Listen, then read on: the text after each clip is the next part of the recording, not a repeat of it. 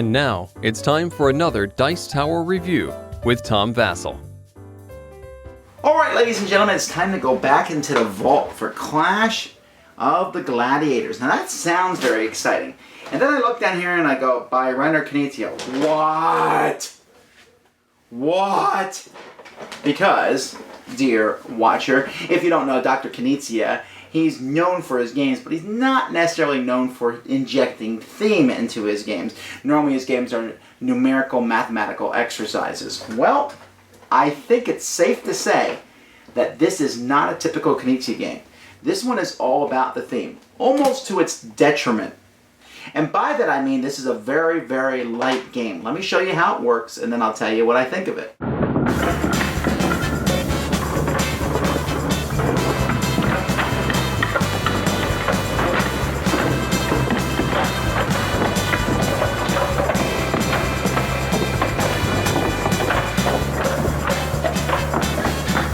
At the beginning of the game, each player is going to get a certain amount of chariots based on how many players are involved in the game. And then what players are going to do is they're going to start building chariots, and they're going to be putting chariots on the board and putting someone in that chariot and taking turn order as they put chariots on the board, and they will be adding different gladiators to these chariots, adding more to the same chariot, or putting another chariot out, adding people to it. And eventually, all the chariots will be out on the board. Each will have 4 people in it, and any empty spots will have an animal thrown into that spot.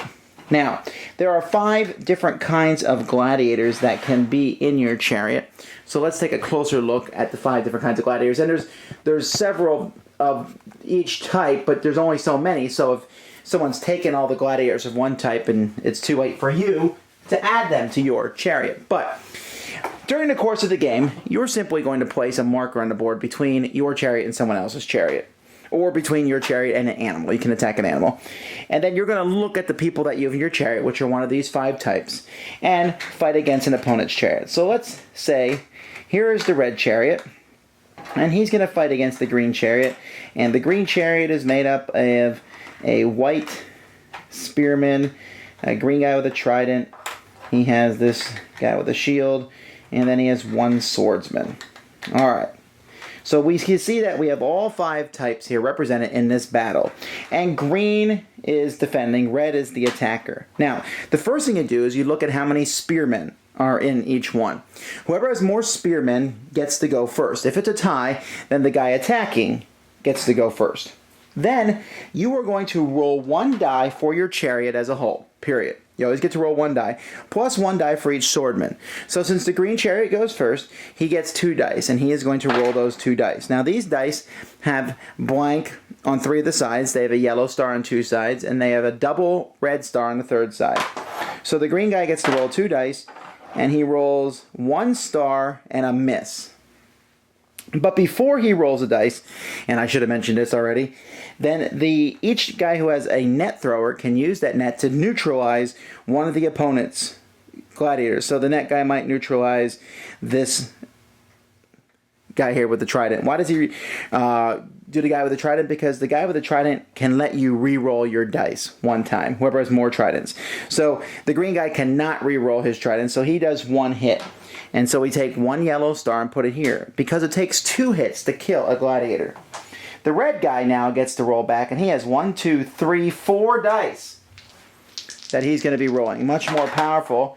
And he rolls 1 yellow and 2 reds. Now, this guy here is a shield, and he can block 1 yellow. So the yellow is blocked.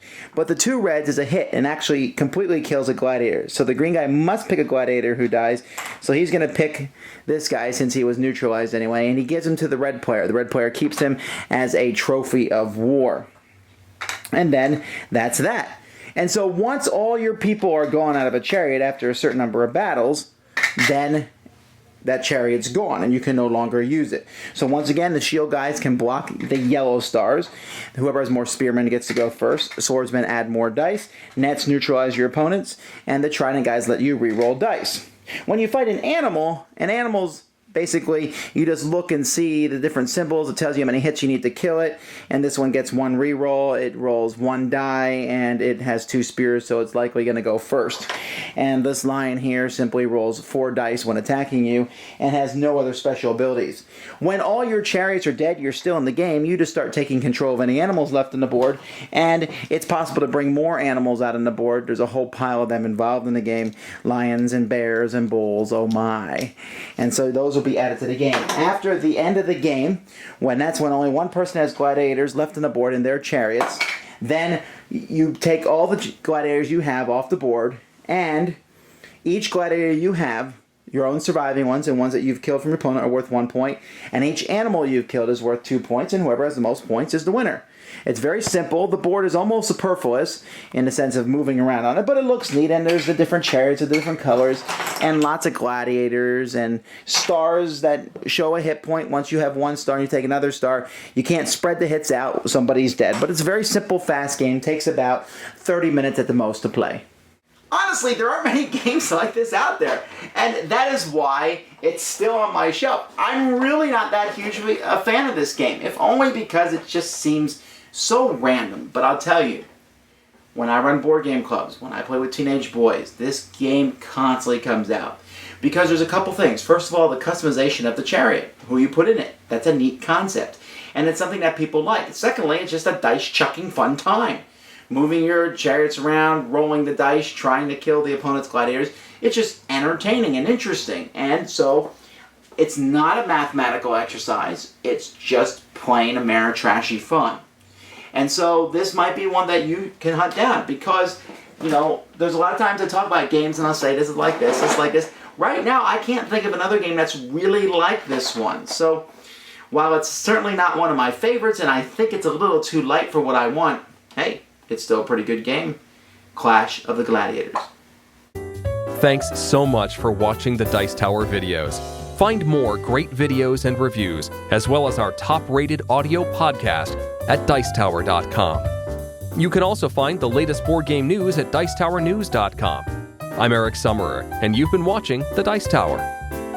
The Dice Tower is sponsored by Fun Again Games, the world's best game source. Fun Again Games has over 5,000 games available.